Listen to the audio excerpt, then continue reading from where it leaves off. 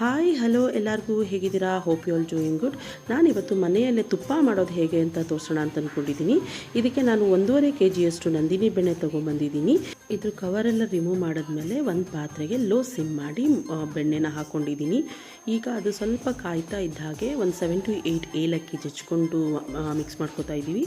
ಆಮೇಲೆ ಸ್ವಲ್ಪ ಕರ್ಬೇವಿನ ಸೊಪ್ಪು, ಮೆಂತೆ ಪುಡಿ ಮಾಡಿರುವಂಥದ್ದು ಮೆಂತೆ ಪುಡಿ ಒಂದು ಸ್ಪೂನಷ್ಟು, ಆಮೇಲೆ ಒಂದು 1/4 ಸ್ಪೂನಷ್ಟು ಅರಿಶಿನ, ಆಮೇಲೆ ಒಂದು ಸ್ವಲ್ಪ ಉಪ್ಪು ಹಾಕಿಬಿಟ್ಟು ಚೆನ್ನಾಗಿ ಕುದಿಸ್ಬೇಕು. ಕುದಿಸ್ಬಿಟ್ಟು ಆ ಗಸ್ಟು ಇರುತ್ತಲ್ಲ, ಆ ಗಸ್ಟು ಸ್ವಲ್ಪ ಬ್ಲ್ಯಾಕ್ ಕಲರ್ ಬರೋ ತನಕ ಚೆನ್ನಾಗಿ ಕುದಿಸ್ಬೇಕು. ಇದು ಲೋ ಸಿಮ್ಮಲ್ಲಿ ಇರಬೇಕು ಆ್ಯಂಡ್ ಮಧ್ಯ ಸೌಟ್ ಆಡಿಸ್ತಾ ಇರಬೇಕಿಲ್ಲ ಅಂದರೆ ಅದು ಉಕ್ಕಿ ಹೋಗುತ್ತೆ. ಸೊ ಇದೆಲ್ಲ ಆದಮೇಲೆ ಸ್ಟವ್ನ ಆಫ್ ಮಾಡಿ ತಣ್ಣಗೆ, ಸ್ವಲ್ಪ ತುಂಬ ತಣ್ಣಗಾದರೆ ಮತ್ತೆ ಗಟ್ಟಿಯಾಗಿಬಿಡುತ್ತೆ. ಸೊ ಸ್ವಲ್ಪ ಬಿಸಿ ಇದ್ದಾಗೇ ಒಂದು ಪಾತ್ರೆಗೆ ಸ್ಟೋರ್ ಮಾಡಿ ಲಿಡ್ ಕ್ಲೋಸ್ ಮಾಡಿ ಇಟ್ಕೊಂಡ್ರೆ ಹತ್ತತ್ರ 6 months ತನಕ ಯೂಸ್ ಮಾಡ್ಬೋದು. ನೀವು ಕೂಡ ಟ್ರೈ ಮಾಡಿ ಹೇಗೆ ಬಂತು ಅಂತ ಹೇಳಿ ಕಮೆಂಟ್ ಮಾಡಿ. Thank you.